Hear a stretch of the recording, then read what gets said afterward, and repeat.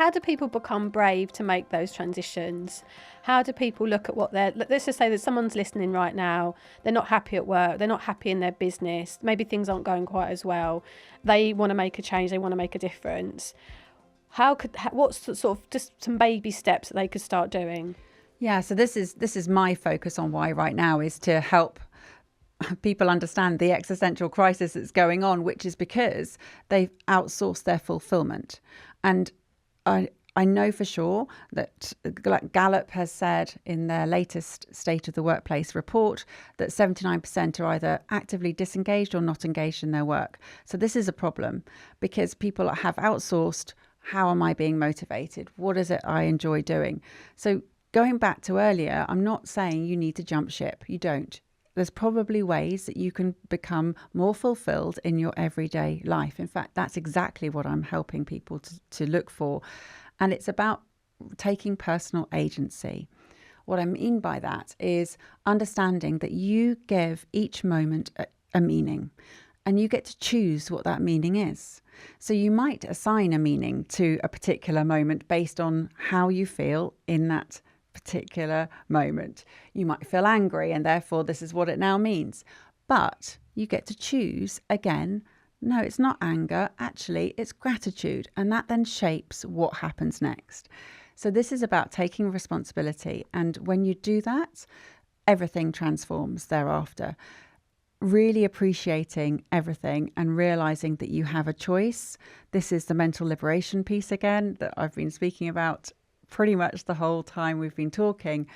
So when you recognize that you are responsible for your life and your work and for the meaning that you are making of it, that's when everything changes. When do you draw the line where you're like, actually, this is abuse? This is actually real trauma? Like, because there's a big difference between having a spicy relationship where you're having a bit of a row. Yeah, absolutely. Because that happens in any relationship. I'm sorry, I don't know anyone that is in a long-term relationship more than 5 years that hasn't had a row. Yeah, that would be weird.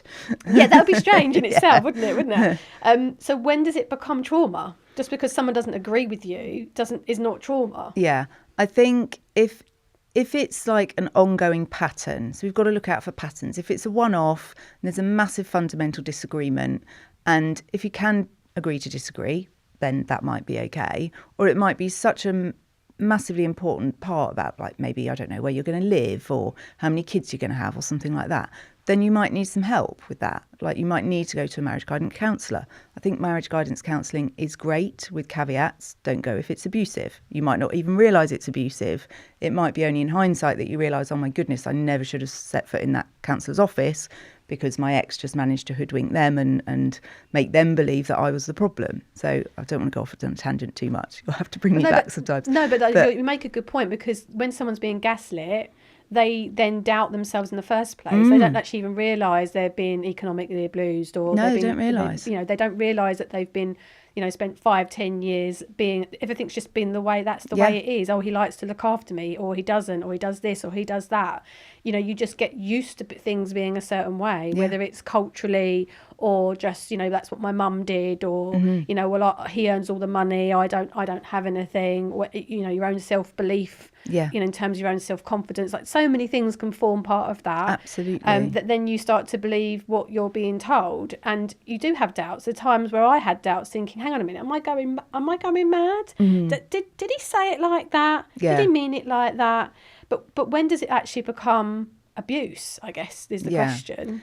I think abuse is usually a sustained effort, and I'm not taking away people's responsibility. Some people might not realise that they're abusing others because they're so messed up and they've got their own issues and they desperately need help that they just don't realise. It's a bit like a drug addict, that they can't actually do anything about it. Narcissists, for example, if they're diagnosed as a narcissist, or people, which many aren't, because why would they go for a diagnosis? Why would they do that? It's a nonsense. Their ego wouldn't allow that. Exactly. Right? It's like, no, that, like, they don't have to be diagnosed. They can be showing narcissistic behaviour, or not. We call it narcissistic abuse. It's like when there's a pattern of it, and when it erodes your sense of self, your self-esteem, your self-worth, when you, exactly as you said, you start questioning yourself, gaslighting, cognitive dissonance, when it becomes pretty all-consuming, I would say that's abuse. There's people manipulating the system, and there's people dragging out the system. There's people making their finances look not appealing as they actually are. I've seen financial pension reports, which I think sometimes are misleading, where they've made one person's pension more desirable than another. There's numerous examples I could give.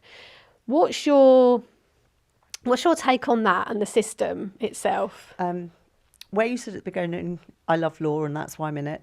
I do, but it's actually fairness and justice that means more to me. I know the law is there for a reason. We have to follow the law, but I do think that the system is very broken. I think that, and I don't blame the judges for this. I don't blame the solicitors for this. I don't even blame the clients for this. I don't blame anybody in particular. But there isn't enough funding for people to get help. Now, if you're going through your first divorce, and perhaps none of your friends or family have been divorced, and even if they have, copying their examples is not always the right thing either, because every case is different.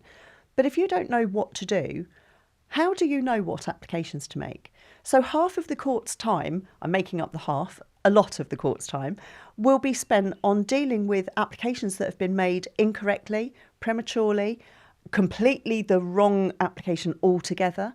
And that blocks up the system. So in the courts having to try and deal with litigants in person, for example, who don't know what they should be doing, they then not only have the whole system kind of slowing down because they haven't got time to hear it, but they haven't got enough judges to hear the cases that should be being heard. And a large part of this is when all the legal funding was taken away. And I can't remember what year it was now, but it's a good 10 years ago, probably more, when legal aid was really kind of buckled down on. I think that's really caused a massive problem, because now where do you go for help? I suppose in the beginning you were going to your friends, maybe your cousin or your next door neighbour or someone down the pub who, oh yeah, well my auntie got divorced 10 years ago and this is the right answer, and people are following that, and that's not good law. And every case is very different. So whoever is advising you needs to really understand the nuances. And of course, because of the lack of funding available, people either have to do it themselves, they've got to jump onto Google, which is unreliable. I mean, it's perfectly fine if you know the source that you're using is accurate, but how do you know? You're not going to know that. People nowadays are jumping onto ChatGPT and they're coming to me with documents and I've drafted my own consent order. Here it is. Look, can you just run your eye over it? I'm like, this is a disaster, but it looks professional. So people think because it looks fancy that it's right, and it isn't. And this, of course, has also created the problem where there's a massive rise in Mackenzie friends, divorce coaches, people who are not qualified to give legal advice, who are going on and doing so. Now, I want to be clear, I'm not saying that all Mackenzie friends are bad, all divorce lawyers are good. I'm certainly not saying that. But I think the important thing is knowing where to get help. And there is no clear signposting coming from anywhere, not coming from the courts or anywhere else. So I think that is the worst part of the system for me, is what do you do if you haven't got the money to get legal advice? That's the biggest problem. There's no one reliable source that you can go to. And unfortunately, there are a lot of people out there capitalising on that lack of available funding. What is it about the security that my investment advice is giving you? What is there sort of one thing in that is it just the growth? Is it the fact that you know it's growing and it's doing well? Is that what the security it gives you? I know I could pay my mortgage off. I know I could be mortgage free. Right. Yeah. What a feeling that is. Okay, it's a small property. It's a small property. It's not what I envisaged. My whole life at the moment isn't how I envisaged it, but it is what it is. And you can choose to take a back seat and let life happen around you, or you can take control of that and make it work for you. I have the choices to go off and do all the things that I would like to do in life because my financial situation is sound. And as I say, it's just a small property, but it's mine. It's yours. It's mine. Yeah. And I can do with that what I want to do with that. And if that means I sell up in 5-10 years' time and move back to Scotland, move to another part of the country where I can afford maybe something a little bit larger with a garden. You know, I don't have a garden, but I also don't have to do any gardening. But yeah, it's, you know, it took, for those going through a difficult time, it took me at least 5 years of scrimping and saving and being frugal to get through all the debts that were joint debts, putting children through university, upgrading the properties that we had. It took over 5 years to get that clear. But life changes, and it keeps changing. So if you're in a tricky situation at the moment, know that it will change and know that you'll get to the end of it. You can move forward.